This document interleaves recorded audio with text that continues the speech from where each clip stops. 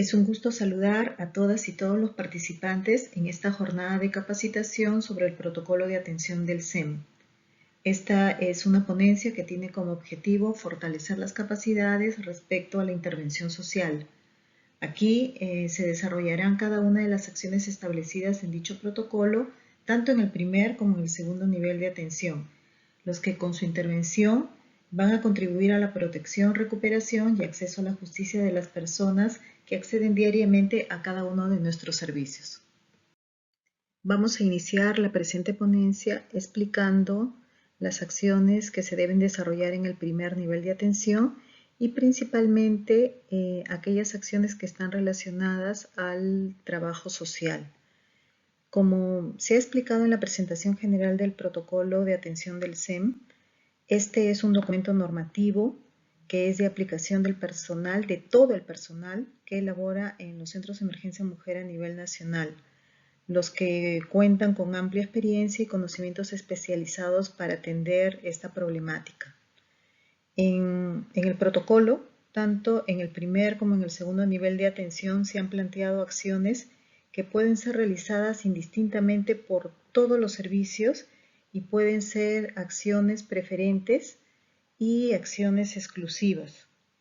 Es importante señalar que cuando se menciona el término preferente, el protocolo no excluye ni favorece a un servicio en especial, ¿no? De lo que se trata acá es de incluir a todos los servicios para que puedan realizar una misma actividad cuando se requiera en beneficio de la persona usuaria, siempre bajo el enfoque centrado en víctima. En ese sentido, en el primer nivel de atención se plantean dos acciones preferentes para el servicio social que están plasmadas acá, ¿no? Una de ellas es la evaluación de redes y la otra es la validación de caso que pasaremos a desarrollar en extenso en las siguientes láminas. También, como se observa en esta presentación, el servicio social también puede participar en otras acciones en este primer nivel de atención. Entre ellas se encuentra la primera entrevista, la evaluación del riesgo, la evaluación de estrategias de afrontamiento, la gestión del riesgo, el plan de seguridad y la derivación, que en realidad la derivación es realizada por todos los servicios, ¿no? Cada uno en el ámbito de su competencia. ¿Y por qué nosotros hacemos esta precisión? Que también el servicio social puede participar de estas actividades y de qué dependería. Depende de cómo se organiza el equipo del SEM para brindar una atención inmediata a la persona que acude al servicio. Ponemos el ejemplo, ¿no? Que en el caso de que el servicio de psicología esté atendiendo o no se encuentre en este momento, la atención puede ser iniciada por el servicio que esté disponible en este momento, pudiendo ser en este caso el servicio social quien tome el primer contacto con la persona afectada e inicie la primera entrevista, realice la evaluación de riesgo, de las estrategias de afrontamiento, gestión del riesgo, entre otras acciones, como bien decimos, ¿no? En beneficio de la víctima.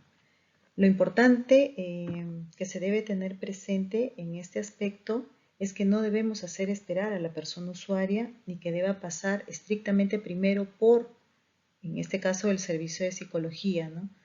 Es un tema de organización del servicio, como ya se ha mencionado, siendo importante que el servicio se organice para brindar una atención inmediata. Una de las acciones que realiza el servicio social en el primer nivel de atención es la evaluación de redes, tanto familiares como sociales. ¿Cómo se inicia esta acción? En primer lugar, el profesional de trabajo social evalúa qué necesidad o necesidades de soporte o de apoyo tiene la persona usuaria. Cuando ya ha evaluado esta necesidad, lo que va a realizar es identificar las redes familiares o sociales idóneas, significativas o potenciales, con el propósito de buscar el acercamiento de la persona usuaria, de nuestra usuaria, a estas redes identificadas, con el propósito de que éstas le brinden un apoyo efectivo y principalmente acorde a sus necesidades. Por eso es muy importante, ¿no?, que el trabajador social realice adecuadamente esta acción, la que no debe quedar solamente en evaluar qué familiares, qué amistades o qué instituciones pueden apoyar a la persona usuaria a cubrir sus necesidades, sino que se inserta a la persona en sus redes para conseguir un apoyo efectivo que ellas necesitan, ¿no? Como ya se ha mencionado, la identificación y evaluación de las redes, sean familiares o sociales, es una actividad que está orientada a la protección de la persona usuaria y se realiza en el momento que se toma contacto con ella. El tiempo estimado es de aproximadamente 45 minutos, pudiendo ser un tiempo mayor. Todo depende de algunas características o del estado emocional en el que se pueden presentar las personas, ¿no? Algunas son más receptivas, otras personas usuarias son desconfiadas, no brindan información así nomás. Entonces eso depende también el tiempo que nos pueda tomar, que puede ser mayor o menor para realizar esta actividad. En esta presentación detallaremos los tipos de soporte que pueden brindar tanto las redes familiares como sociales, ¿no? El que la persona afectada decida realizar acciones para salir de esta situación de violencia implica una serie de cambios en su vida, ¿no? Que aunados a la situación que enfrenta, a veces le es muy difícil de manejarlas, ¿no? Es por ello que se hace necesario contar con ciertas herramientas emocionales que le permitan tomar decisiones. Este tipo de soporte emocional se refiere al sentimiento de cuidado y preocupación compartido que se tenga con las personas cercanas, ¿no? Con sus amistades o personas de su confianza, que le van a proporcionar a nuestras usuarias la seguridad de sentirse valoradas, reconocidas. Acá, ¿qué es lo que le transmiten, ¿no? En las redes? Le transmiten afecto, le transmiten confianza, compañía, comparten experiencias, vivencias, entre otras, ¿no? Otro tipo de soporte que pueden brindar estas redes es el cognitivo. Este tipo de soporte cognitivo está centrado en la orientación dirigida a conocer más sobre el problema que aqueja a nuestra usuaria. Son las interacciones que tienen como fin proporcionar información, brindar consejos, intercambiar opiniones, etcétera, ¿no? Un tercer tipo de soporte es el instrumental. Básicamente acá proporcionan a la persona usuaria asistencia física, ayuda en las labores del hogar, ayuda para poder transportarse de un lugar a otro, hacer las compras y básicamente realizar un acompañamiento. Y por último, podemos mencionar el tipo de soporte material, ¿no? Este se refiere a brindar o gestionar recursos relacionados con la economía o insumos materiales que requiere la persona usuaria diariamente, ¿no? Pueden ser desde el ofrecerle, el darle una muda de ropa, porque sabemos que muchas veces la persona usuaria sale con lo que tiene puesto de su vivienda. También en este tipo de soporte pueden prestar o brindar dinero para que la usuaria o sus dependientes puedan trasladarse de un lugar al otro. También está incluido acá el alojamiento, la comida, muchas veces el pagar servicios o, cuando el caso lo requiere, brindar atención médica o propiamente los medicamentos, ¿no? De ser el caso como se mencionó. Sobre estos tipos de soportes señalados, no significa que todos, de manera conjunta, se les deba proporcionar a la persona usuaria. Esto va a depender del tipo de apoyo que la persona requiere, por eso es importante esta evaluación de necesidades. Por ejemplo, ¿no? Si la persona usuaria cuenta con autonomía económica, es necesario evaluar si requiere los otros tipos de soporte, llámese emocional, cognitivo o instrumental. Por eso la importancia de iniciar esta acción determinando las necesidades de apoyo que requiere la persona usuaria, para que sobre esta base se puedan identificar cuáles son las redes con las que contamos para cubrir estas necesidades. Hemos mencionado durante esta presentación dos tipos de redes de soporte con las que puede contar la persona afectada. Estas son las redes familiares y las redes sociales. En esta lámina estaremos desarrollando el procedimiento a tener en cuenta para que el profesional del servicio social del SEM evalúe la red familiar. Un primer aspecto es identificar el mapa de red familiar y el entorno cercano. Es decir, aquí donde la persona usuaria, es aquí donde la persona usuaria va a brindar información de sus familiares, de las personas cercanas, amistades o personas que le generen confianza que ella considera que le podrían brindar el apoyo. Se pueden presentar situaciones en que las personas usuarias o la persona usuaria no quieran brindar información o indiquen que no cuentan con ningún familiar o amistad ni en la localidad ni en otro lugar. Por la experiencia que se tiene, esta situación no es así. Hay que tener presente que toda persona siempre cuenta con alguien, sea un familiar, algún vecino, alguna amistad lejana, en fin, ¿no? A la que se le podría contactar. Por eso es muy importante el saber llegar a la persona usuaria, el fomentar ese clima de confianza en ella para que le puedan brindar la información que redundará en su propio beneficio. Un segundo punto, ¿no? Como segundo procedimiento se encuentra el evaluar la disposición de la persona usuaria de recibir apoyo de sus redes.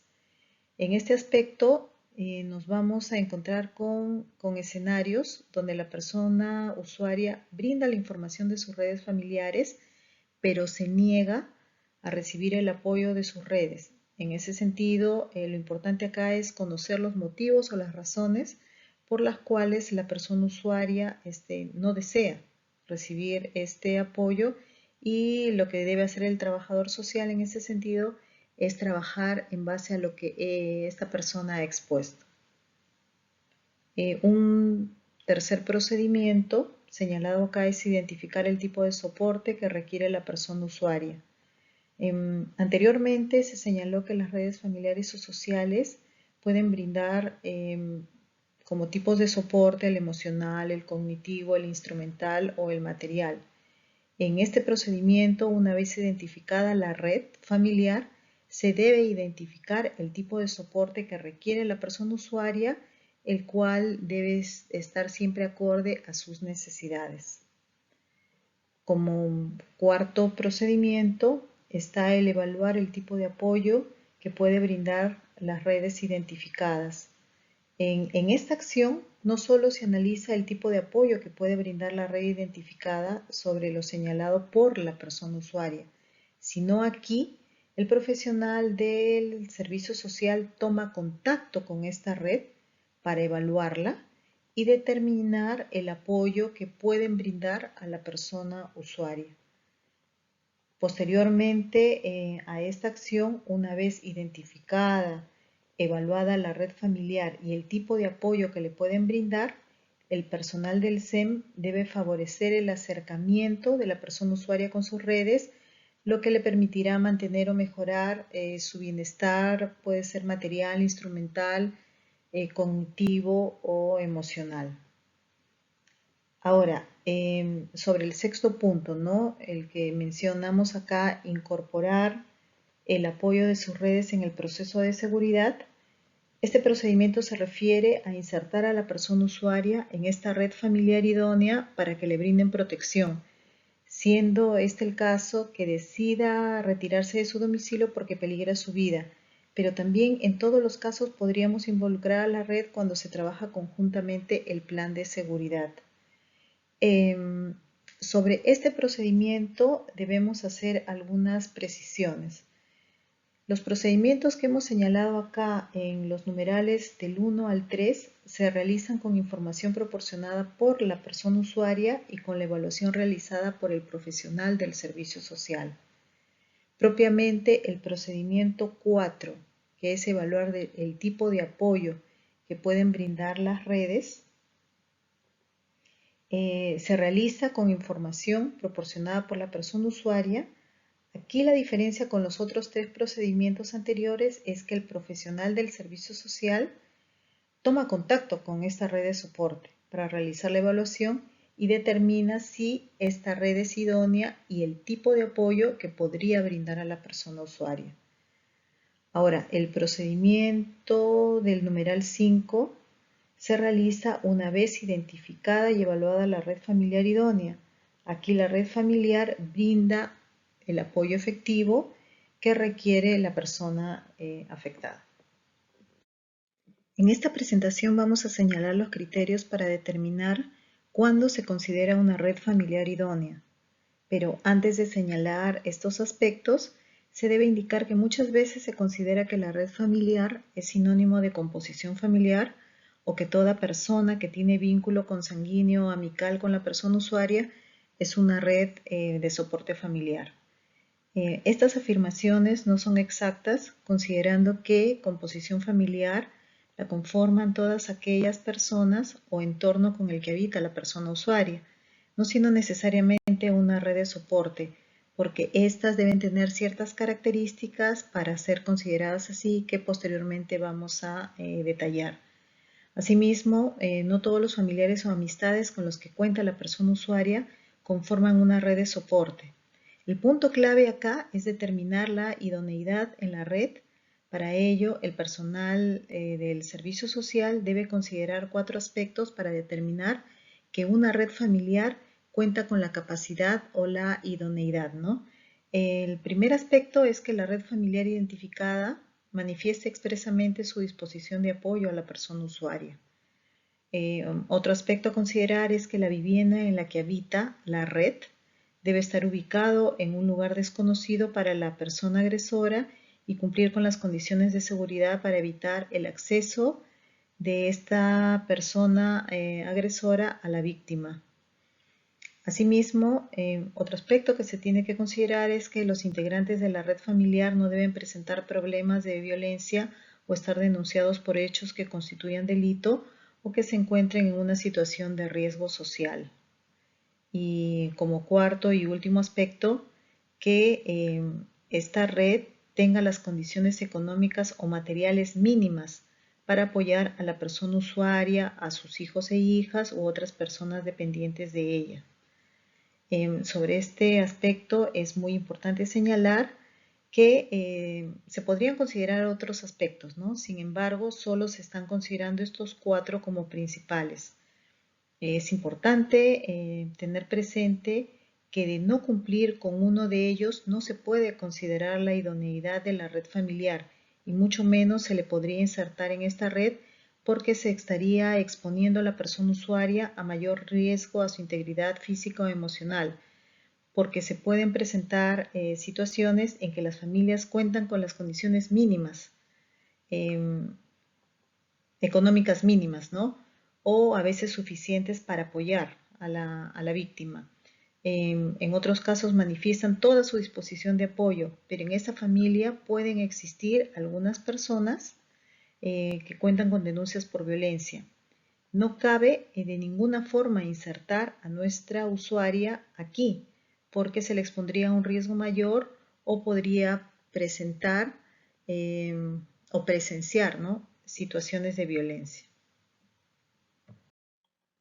Así como hemos visto el detalle de la evaluación de las redes familiares, cuándo se consideran idóneas y el procedimiento para identificarlas, también vamos a explicar qué son las redes sociales, el detalle del procedimiento para evaluarlas y algunos aspectos importantes que deben ser consideradas por las trabajadoras sociales, ¿no?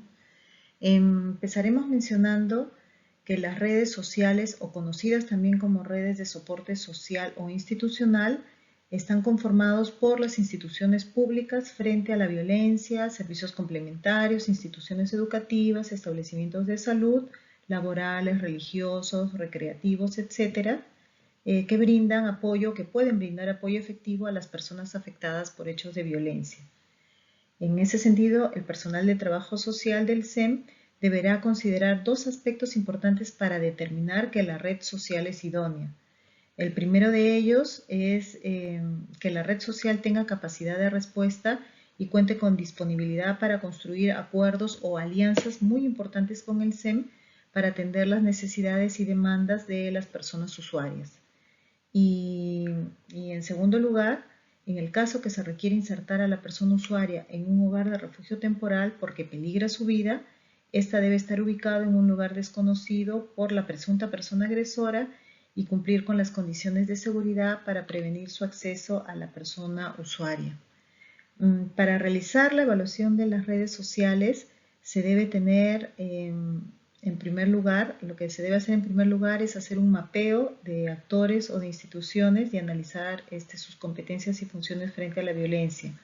En el grupo de las instituciones también están incluidas las que brindan servicios complementarios acorde a la necesidad de las personas usuarias. En la siguiente lámina vamos a explicar en sí cuál es el procedimiento que se debe realizar por parte del servicio social para evaluar estas redes.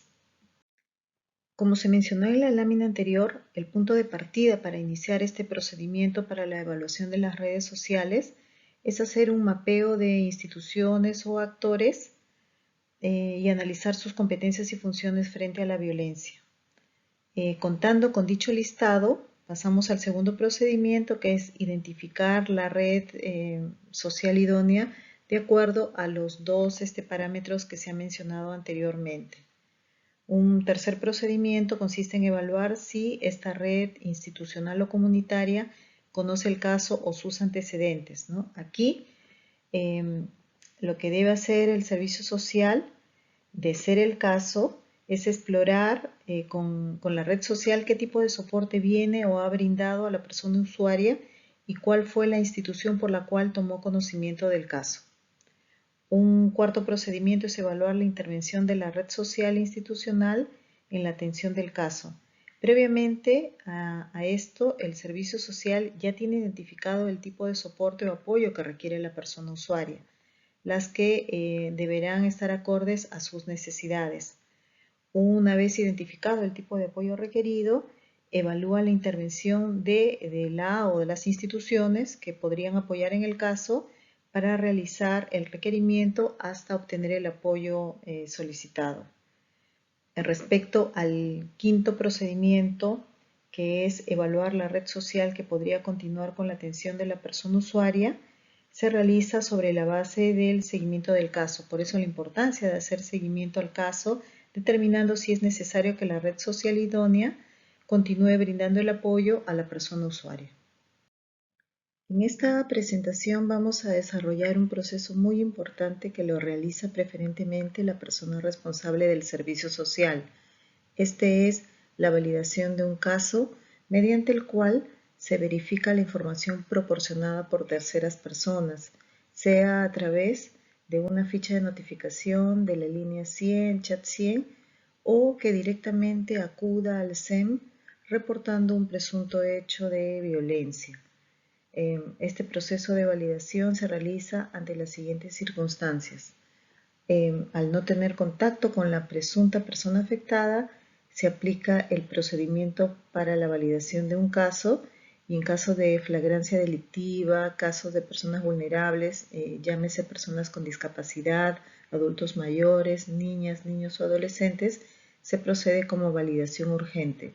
El servicio social en muchos casos puede acudir conjuntamente con el servicio de psicología al domicilio o al lugar donde se encuentra la persona afectada para validar este caso. Para ello, el servicio social se desplaza en el lugar donde se encuentra la presunta persona afectada o personas que puedan brindar información sobre los hechos notificados. La validación urgente es un proceso que es muy conocido por los especialistas, los profesionales del SEM. Sin embargo, es muy importante hacer algunas precisiones y que lo tengan muy presente, ¿no? Esta validación urgente se da en aquellas situaciones en las que se identifica información, indicios o factores de riesgo que pueden hacer inferir que la vida o la salud de la persona, sea física o mental, o la seguridad de la persona afectada, se encuentra en un riesgo inminente o seriamente afectada. Ante este escenario, se debe intervenir considerando lo siguiente: que esta validación urgente se debe iniciar en un plazo máximo de 60 minutos tras haber recepcionado la ficha de notificación de caso, documento de derivación o documento de la línea 100 o el chat 100. El equipo de profesionales dentro de las 24 horas como máximo debe validar este caso y realizar las primeras acciones a fin de proteger a la persona afectada. Asimismo, el servicio social puede requerir la intervención del servicio de psicología y legal de ser necesario para actuar de inmediato y conjuntamente.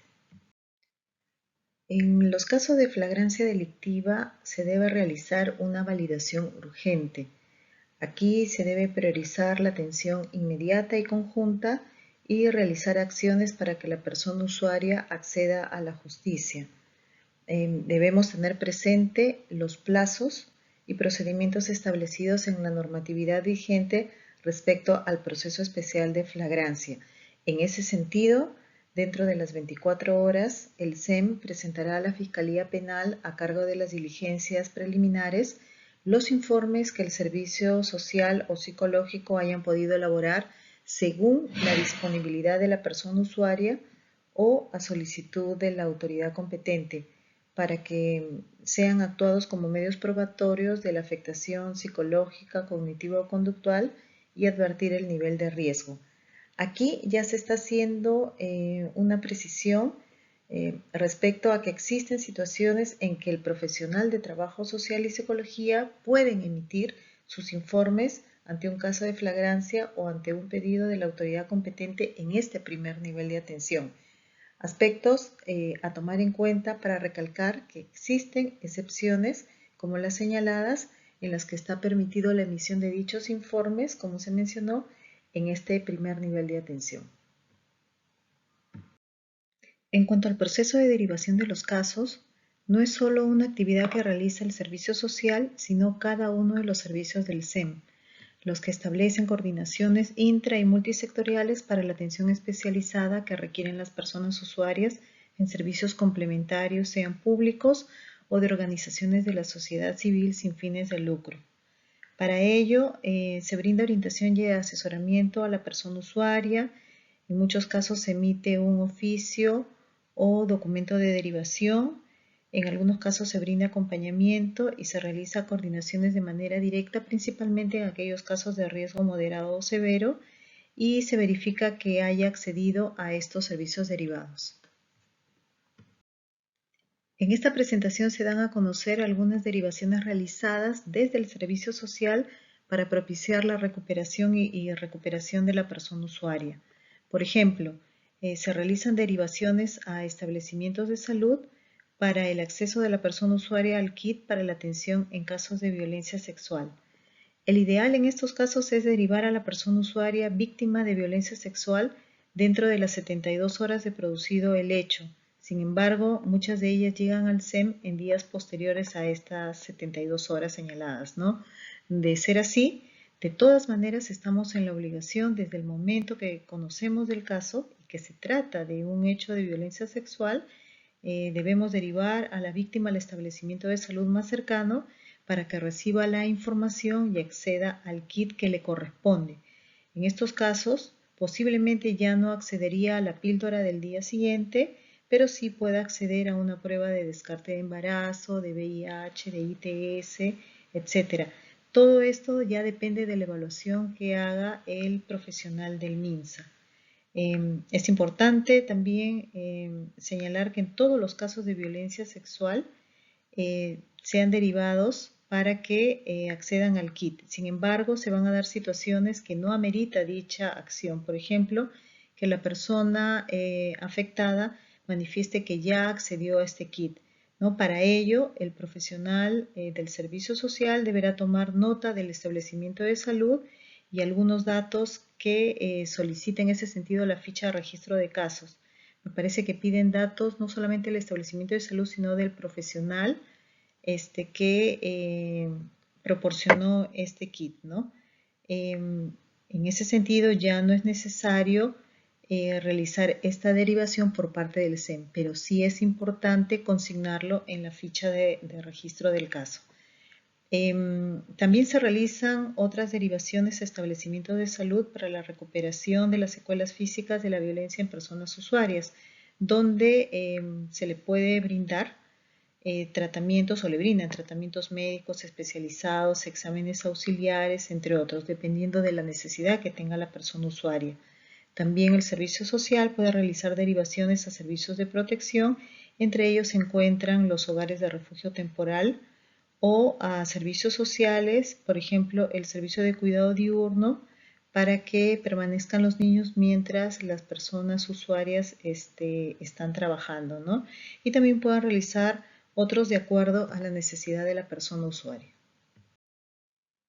Vamos a desarrollar el segundo nivel de atención, en la cual se plantean acciones tanto preferentes como exclusivas para el servicio social. Dentro de las acciones preferentes se encuentran la evolución del riesgo, la gestión social, el fortalecimiento de redes familiares o sociales y la orientación sociolaboral. En el caso de las acciones exclusivas tenemos dos: la visita domiciliaria y el informe social, que más adelante pasaremos a desarrollar.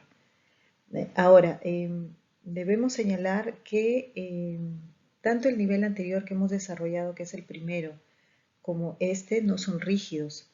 Es decir, que primero se deba cumplir al estricto todas las acciones del primer nivel para pasar a este segundo. Todo depende de la particularidad del caso. Se van a presentar algunas situaciones en el que en un solo día se realicen acciones tanto del primer como del segundo nivel de atención. Por ejemplo, en casos de flagrancia, se realiza la primera entrevista, se valora el riesgo, se gestiona el riesgo, se identifican y evalúan las redes idóneas, y también si se cuentan con la disponibilidad de la persona usuaria, se puede emitir el informe tanto psicológico como social correspondiente, documento que propiamente se encuentra detallado en este segundo nivel de atención. De ser otra la situación, en este segundo nivel vamos a iniciarlo con la evolución de riesgo, la que es realizada a la semana de conocido el hecho de violencia. En el segundo nivel de atención, como una acción preferente del servicio social, se encuentra la evolución del riesgo, la cual reviste de importancia debido a que el riesgo es cambiante, es dinámico, siendo necesario hacer el seguimiento a fin de prevenir la tentativa de feminicidio o el feminicidio. La evolución del riesgo tiene como objetivo verificar la probabilidad de que ocurra un nuevo hecho de violencia y monitorear los cambios tras la denuncia o el otorgamiento de la medida de protección a favor de la persona usuaria. Consiste en mantener actualizada la estimación del riesgo para actuar en consecuencia, realizando acciones para la protección de la persona usuaria, verificar si la violencia cesó y revisar el cumplimiento de las acciones programadas en el plan de atención. ¿En qué casos se debe realizar la evolución del riesgo? La indicación es priorizar los casos de riesgo moderado y severo, lo que no exceptúa que en los casos de riesgo leve también se realice esta acción, debido a que el riesgo es dinámico, es cambiante, no es estático. De repente la estimación del riesgo de la semana pasada fue leve. Por lo dinámico o variante del riesgo podría ser ahora moderado o severo. Por eso la importancia de realizar el seguimiento de los casos a través de la evolución del riesgo. La evolución de riesgo se realiza a través de visitas domiciliarias o en el lugar en el que se encuentra la persona afectada. Para ello se utilizan también otras técnicas, las que podemos mencionar es la observación y la entrevista. Esta evolución de riesgo se efectúa a la semana, al mes y a los 3 meses de conocido el hecho.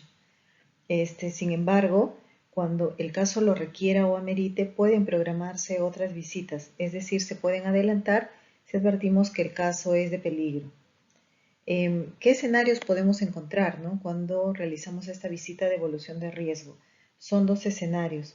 Uno es con incidente, el que en la siguiente presentación vamos a detallar, es cuando se ha producido un nuevo hecho de violencia o se tenga conocimiento de una circunstancia relevante, y el escenario sin incidente, cuando no se ha producido un nuevo hecho de violencia. En estos casos sin incidente no es necesario la emisión de un informe social. De encontrar un escenario con incidente, la actuación del SEM debe corresponder a la situación identificada, por lo que se debe comunicar los hechos de violencia o la situación que pone en riesgo la integridad tanto física como psíquica de la persona usuaria, de sus hijas o hijos, de sus dependientes o familiares, precisando los factores de riesgo y la gravedad de los hechos detectados. En el caso del servicio social, sí debe emitir el informe social si es que ha hecho visita de evolución del riesgo, y el plazo que tiene el SEM para comunicar a la autoridad de conocidos estos hechos es de 24 horas de acuerdo a lo que dice la normativa vigente. Vamos a explicar una acción también importante que se realiza en beneficio de nuestras personas usuarias. Esta es la gestión social, que consiste en realizar acciones concretas que permitan vincular a la persona usuaria y sus dependientes a los recursos institucionales y comunitarios para la atención integral de sus necesidades.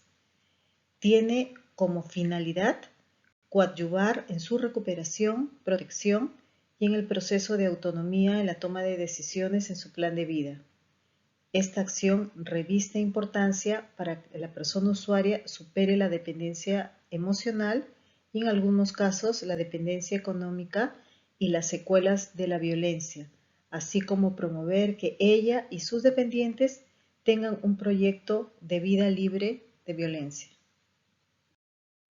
Para implementar la gestión social se debe realizar lo siguiente.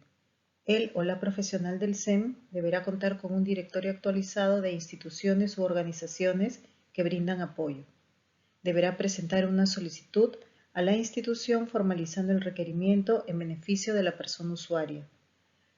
Realizar el acompañamiento cuando el caso lo requiera a fin de realizar las coordinaciones para obtener el apoyo en beneficio de la persona usuaria. Y realizar el seguimiento a la solicitud de apoyo hasta obtener respuesta por parte de la institución u organización. En la gestión social es importante la generación y fortalecimiento de las alianzas a nivel interinstitucional e intrainstitucional a través de la comunicación, complementación de los servicios y compromiso en la atención de los casos derivados, de tal manera que se pueda contar con apoyo recíproco de las instituciones en la atención integral de las personas usuarias. Asimismo, facilitar que la persona usuaria acceda a los servicios para dar respuesta a sus necesidades y la de sus dependientes. La visita domiciliaria es una actividad realizada exclusivamente por el profesional del trabajo social y como se ve acá, no tiene como objetivo obtener, verificar o ampliar información sobre los hechos de violencia, factores de riesgo, protección presentes en un contexto domiciliario. Asimismo, permite profundizar y observar el ambiente familiar, verificar la situación y condiciones de vida de la persona afectada, identificar de redes de soporte familiares idóneas, condiciones de seguridad de la vivienda. Asimismo, permite proporcionar información a la familia sobre la situación de violencia, entre otros. El procedimiento de la visita domiciliaria comprende tres etapas, ¿no? La preparación, la ejecución y el análisis de la información.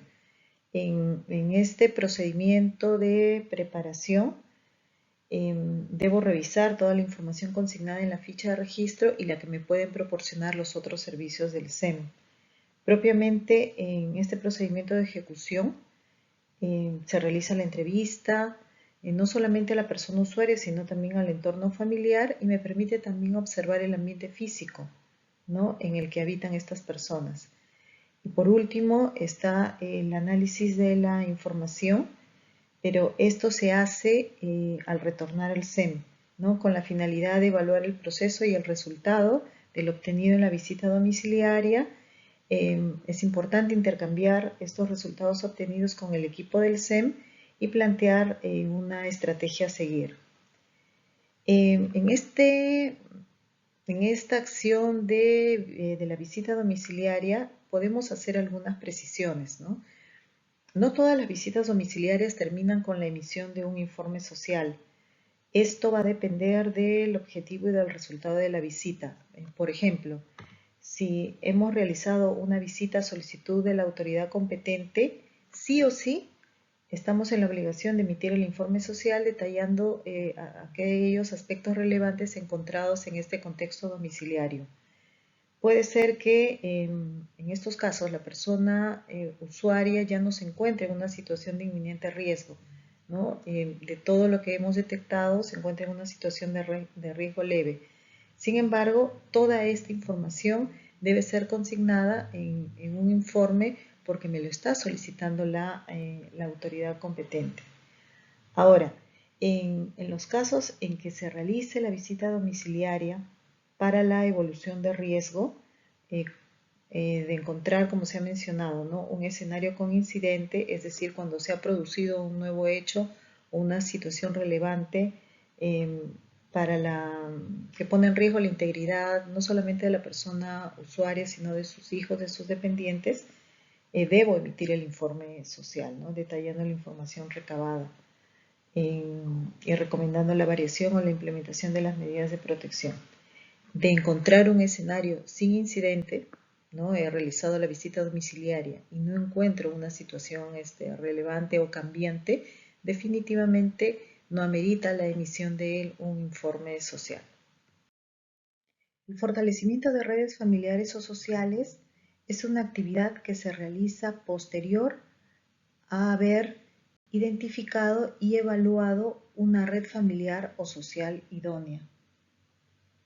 Esta actividad tiene como objetivo promover la participación de la red familiar y social como fuente de apoyo en la realización de acciones para coadyuvar en la protección y recuperación de la persona usuaria y sus dependientes. El procedimiento a seguir para fortalecer estas redes es el siguiente. Primero, se debe hacer el acercamiento y contacto, el cual tiene como objetivo sensibilizar y comprometer a las familias de las personas usuarias con el proceso de fortalecimiento familiar y las medidas adoptadas frente a los hechos de violencia. Este procedimiento se utiliza únicamente para fortalecer las redes familiares.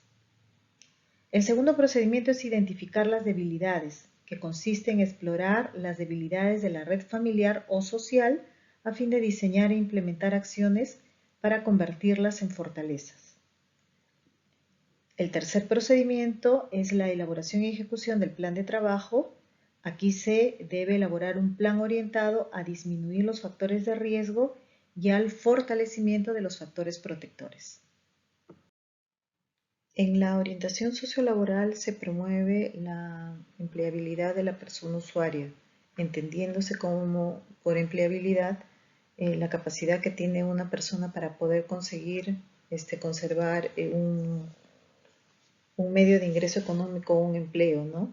Así también como cambiarlo sin mayor dificultad o encontrar uno nuevo de forma rápida y en las mejores condiciones posibles, ¿no? Dentro de lo que plantea el protocolo, en aquellos lugares donde se encuentra implementada la estrategia, mujeres, adolescentes y jóvenes participan en servicios que incrementan su autonomía económica y desarrollan competencias para prevenir la violencia. El profesional del servicio social realizará la coordinación con el servicio de promoción del SEM para su inserción. Vamos a tocar ahora un tema también importante como es la emisión de los informes sociales, siendo esta una actividad exclusiva de la persona responsable del servicio social. El informe social es un documento de naturaleza y valor científico-legal, el que tiene como objetivo obtener y conservar información relevante que permitan sustentar el riesgo y vulnerabilidad en la que se encuentra la persona afectada y promover su protección. Existen diversas técnicas e instrumentos que permiten evaluar la situación de una persona afectada por la situación de violencia. La primera que podemos mencionar es la visita domiciliaria, la cual es imprescindible para emitir dicho documento. En casos excepcionales se puede realizar en el lugar donde se encuentra la persona afectada, por ejemplo, en un centro de atención residencial o en un hogar de refugio temporal. Otra técnica que también se utiliza es la entrevista a la persona usuaria, a sus familiares, a los vecinos, al personal de la institución educativa u otras instituciones que tengan conocimiento de los hechos antecedentes de la violencia. La información que se recaba debe ser de fuentes idóneas, objetivas y no pasibles a posteriores cuestionamientos. Y otra de las técnicas utilizadas también es la observación. Acá se tiene que precisar también cuándo es que se emiten estos informes sociales. No es en todos los casos, ¿no? Se emiten en casos de flagrancia y ante la solicitud de una autoridad competente, y también se deben emitir al tomar conocimiento de un nuevo hecho de violencia o de una circunstancia relevante que pone en riesgo la integridad física o psíquica de la persona usuaria, de sus hijas o hijos, familiares dependientes u otras personas. Se ha detallado anteriormente que se emiten los informes sociales cuando se detecta o se encuentra una situación al momento de realizar la evaluación de riesgo con un escenario con incidente. Si bien es cierto, esta acción de emitir el informe social se encuentra en el segundo nivel de atención, como se observa y como ya se ha mencionado, existen situaciones excepcionales en las que el trabajador social puede emitirlos en el primer nivel de atención. Se ha mencionado ya ante un caso de flagrancia, pero hay que tener siempre presente, se da en estos casos de flagrancia siempre y cuando se cuente con la disponibilidad de la persona usuaria. Y también se puede emitir en el primer nivel, como también se ha mencionado, ante la solicitud de la autoridad competente. Los informes sociales especialmente se utilizan en el ámbito de tutela especial y en el ámbito de sanción que prevé el TUO de la Ley 30364. ¿Para qué se utilizan? Para solicitar y fundamentar las medidas de protección y medidas cautelares idóneas y acordes a la necesidad de la persona usuaria, así como para pedir su variación o ampliación. Para sustentar ante el juzgado de familia o su equivalente que el riesgo se mantiene y el incumplimiento de las medidas de protección, y como prueba documental para sustentar la especial situación de vulnerabilidad de la persona. Existen aspectos a considerar respecto a la emisión de los informes sociales. Se debe evitar consignar en estos documentos juicios de valor respecto a la responsabilidad o no de la presunta persona agresora en relación al hecho de violencia o presunto ilícito penal. También se debe evitar consignar información subjetiva con estereotipos de género, así como juicios valorativos o percepciones erróneas respecto a la persona afectada. Se debe evitar adjuntar la ficha de valoración de riesgo al ser un instrumento de apoyo de aplicación por el personal del sistema de justicia o los operadores del sistema de justicia. Para el SEM, esta ficha de valoración de riesgo es un instrumento de apoyo. Se debe evitar adjuntar fotografías y o videos de la persona usuaria, su entorno, condiciones de vivienda u otros. Los aspectos a tomar en cuenta para el análisis al momento de emitir el informe son: se debe revisar la normatividad vigente y modelos teóricos y enfoques, que son los parámetros de análisis para elaborar la hipótesis explicativa, la cual se corroborará o de acuerdo a la información obtenida se modificará o ampliará, para tener una interpretación sobre las consecuencias sociales que ubica a la persona afectada en situación de vulnerabilidad y riesgo. Otro aspecto a tomar en cuenta para el análisis es que la información que se considere en el análisis debe haber sido contrastada en base a las técnicas e instrumentos utilizados. Respecto a la estructura del informe social, esta se mantiene respecto a la guía de atención anterior. Acá solamente se han incluido algunas precisiones en el ítem de domicilio, que consiste en no consignarla cuando se requiere mantener en reserva la seguridad de la persona usuaria. En el aspecto de técnicas e instrumentos se debe señalar la entrevista realizada a la persona usuaria, y un aspecto muy importante es que se está considerando en factores de riesgo sobre la vulnerabilidad, lo cual desde la especialidad es un aporte para la toma de decisiones sobre los agravantes. En el subtítulo de datos personales se sugiere que los datos de identificación de la persona afectada se registren en base al Documento Nacional de Identidad. En casos de violencia sexual hacia menores de edad, se tiene que tener especial cuidado que la información sea según el DNI, por ejemplo, la fecha de nacimiento.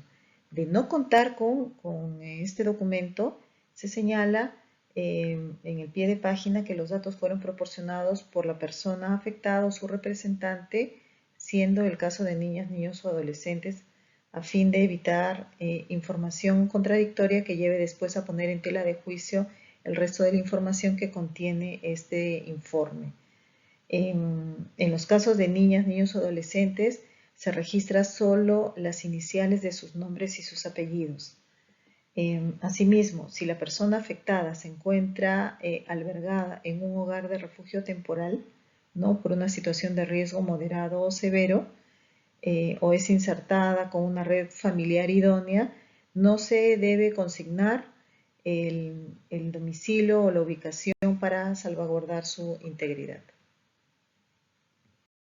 En esta parte de la estructura del informe social se encuentra la composición familiar y la situación sociofamiliar, la que considera algunos aspectos, entre ellos la dinámica familiar, educación, salud, vivienda, económico y acá también se consignan indicadores físicos y comportamentales detectados en la visita al domicilio, institución educativa o en el lugar en el que se encuentra la persona afectada. En cuanto a la composición familiar y situación sociofamiliar, se mantienen los mismos alcances respecto a la guía anterior. La composición familiar incluye información sobre los nombres y apellidos de las personas que conforman la familia, su entorno familiar. El parentesco es en relación a la persona usuaria, la edad de cada uno de ellos, la instrucción y ocupación.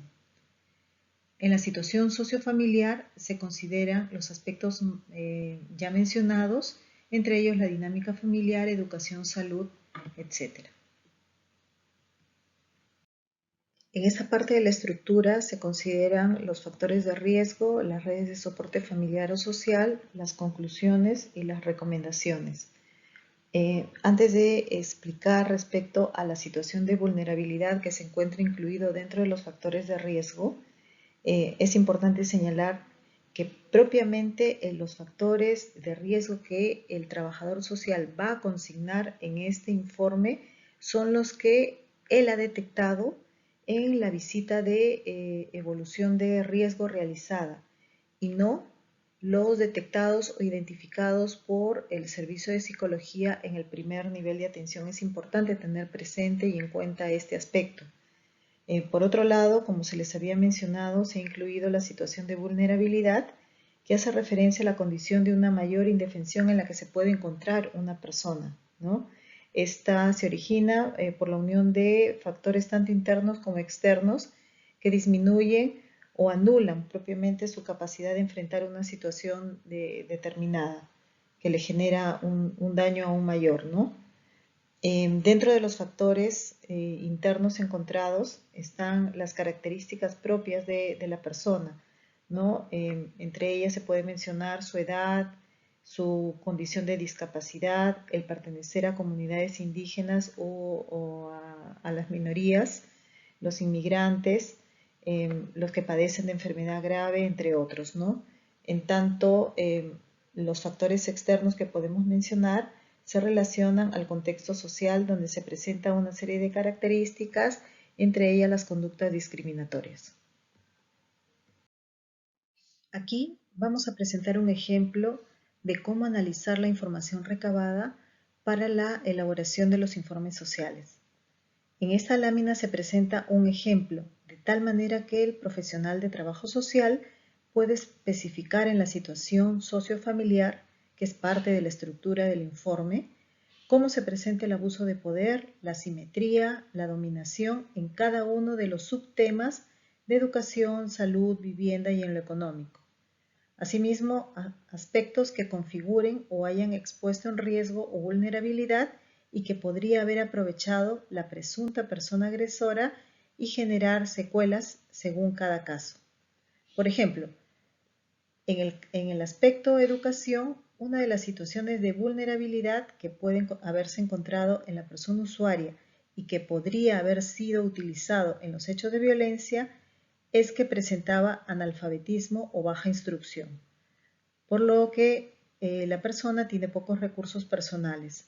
Al respecto de la información obtenida, se observa que como parte de la asimetría de poder fue privada en acceder a su escolaridad o recibió humillaciones o insultos por esa condición, lo que ha traído como consecuencia o secuelas sociales el abandono escolar, el atraso escolar, entre otros, como estamos viendo, existiría una relación producto de la violencia. Igualmente, podemos analizar y encontrar esta situación en los aspectos salud, vivienda y en lo económico. Agradecemos la atención prestada en la ponencia sobre la intervención social en el marco del protocolo de atención del SEM.